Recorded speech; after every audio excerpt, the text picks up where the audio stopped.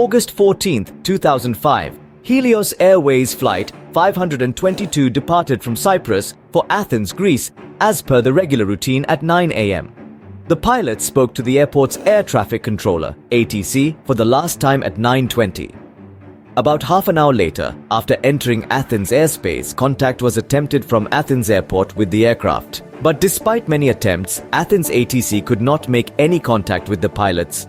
There is no news of the plane that is supposed to arrive at 11:15 in the morning. Two F-16 fighter jets from the Greek Air Force flew over to get a closer look at the plane. After about 20 minutes, found the plane in the sky. Naturally, at first it seemed that terrorists had hijacked the plane, but the fighter jet pilots confirmed that nothing like that happened. Instead, a ghostly incident happened. What was that event? Helios Airways Flight 522 crashes in Greece. Helios Airways Flight 522 crashed on August 14, 2005 after a lack of oxygen incapacitated the aircraft's crew members and the plane eventually ran out of fuel. The plane of the incident that day was the 737 model of the famous aircraft manufacturer Boeing. It was only 8 years ago, in 1997, that the plane took off for the first time. The plane arrived in Larnaca, Cyprus, with passengers from London around 1:30 the night before the incident. The next scheduled flight was at 9 in the morning, bound for Athens, Greece. Flight 522 took off at 9:07 a.m. with 115 passengers and 6 crew members.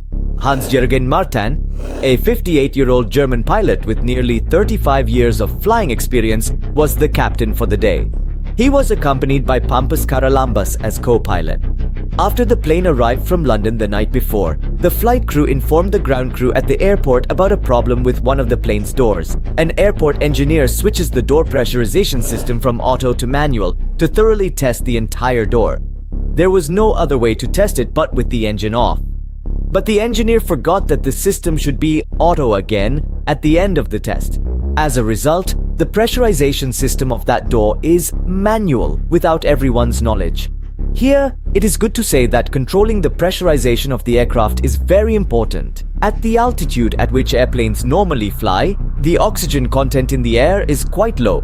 Therefore, oxygen is artificially pressurized in the airplane cabin. Pilots check all door pressurization systems 3 times before takeoff, but none of the 3 times noticed that the system was in manual mode. As a result, the plane flew in the sky at 9:07 a.m. As the door was in manual mode, it did not lock properly and a valve remained open. In that condition, the plane slowly climbs up to 34,000 feet. Shortly before that, when the plane was at about 29,000 feet, the crew was contacted for the last time. Pilots usually have little else to do after climbing that high. As a result, the plane goes on autopilot. About half an hour later, at 9:37 a.m., the plane came under the radar of Athens. But as there was no contact for a long time, Athens Air Traffic Control repeatedly tried to contact the plane, but there was never any response from the plane. From 10:12 to 10:50, Athens Airport informed higher authorities after unsuccessfully trying. It was initially believed that the plane had been hijacked and that a 9/11-like attack could have taken place in Athens or elsewhere in Greece. At 11:05 a.m., 2 F-16s of the Hellenic Air Force took off for a closer look at the aircraft. After about 20 minutes, the fighter jets spotted the aircraft and started following them from both sides. The pilots of the F-16 immediately reported that all passengers were wearing oxygen masks and a pilot in the cockpit appeared to be dead, and a man wearing an oxygen mask was attempting to take control of the aircraft himself. But that person could not be identified naturally. Athens prepares for a terrorist attack. The authorities are under pressure. They had 2 options. Fighter jets would shoot the plane with 121 passengers in both skies or wait and see. Authorities didn't have much time as the plane was speeding toward a populated area, which had to be done quickly, but to make their decision easier, the plane ran out of fuel. As the left engine ran out of fuel, the aircraft lost balance and began to roll sideways. After only 10 minutes, the second engine also shut down. Just 4 minutes after the second engine shut down, the plane crashed into a mountain in Greece with 121 people on board.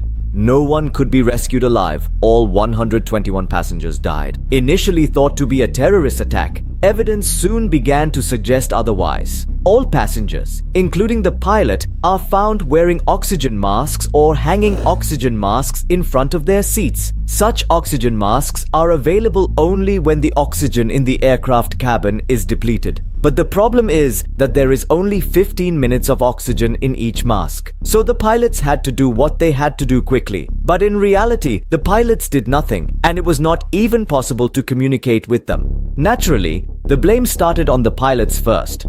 However, the Greek Air Safety and Investigation Board, which is in charge of the investigation, has not made a decision before a detailed investigation.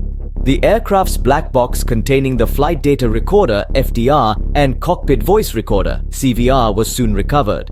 FDR provides up-to-the-moment mechanical information of the aircraft, and CVR provides cockpit conversations. By combining these two, a possible situation is established. Since Greece did not have the black box testing equipment, it was sent to France. Black box analysis allows us to understand the mysterious event that occurred. As per the flight data recorder's information, the plane was operating without supplemental oxygen due to a malfunctioning pressurization system. With the increase in altitude, the oxygen level in the air decreases. The cockpit voice recorder reveals that the aircraft's computer issued an alert to the pilots only after reaching an altitude of 10,000 feet due to incorrect air pressure. Following that, warnings were sounded at 20,000 and 30,000 feet. However, the seasoned pilots misinterpreted these alerts each time. As oxygen depletes, the onset of hypoxia begins, which rapidly hampers normal functioning.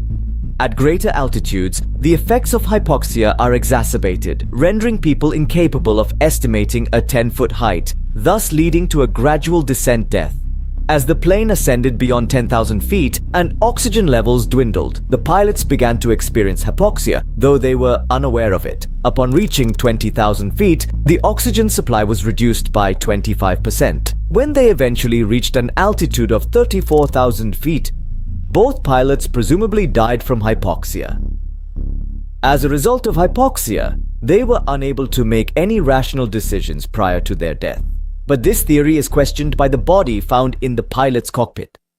Since 9/11's, cockpit doors have been fitted with special codes to prevent entry, but 3 bodies were found in the cockpit, and the captain's body was found near the cockpit door. If the 2 pilots had already died, who did the F-16 pilots see flying the plane? Hypoxia overcame everyone, so who was in the cockpit that day? Modern science has answered this haunting question. Of the 3 bodies in the cockpit, one could be identified as that of the co-pilot, but the other 2 could not be easily identified due to burns. DNA tests confirmed the 2 bodies as those of flight attendant Andreas Prodromou and his girlfriend Harris, who was also a flight attendant on the plane that day. Andreas had an interest in airplanes since childhood. Besides being a flight attendant, he was also learning to fly. When everyone was dead or about to die that day, Andreas and his lover went to the cockpit. But how they got in may never be answered. Andreas, learning to fly, made his last attempt to save the plane. After the 2 pilots died, the F-16 pilot saw him fighting over the control panel. He tried one last time with the plane's portable oxygen mask after the original oxygen mask ran out of oxygen. But in the end, his attempt failed because the plane ran out of fuel.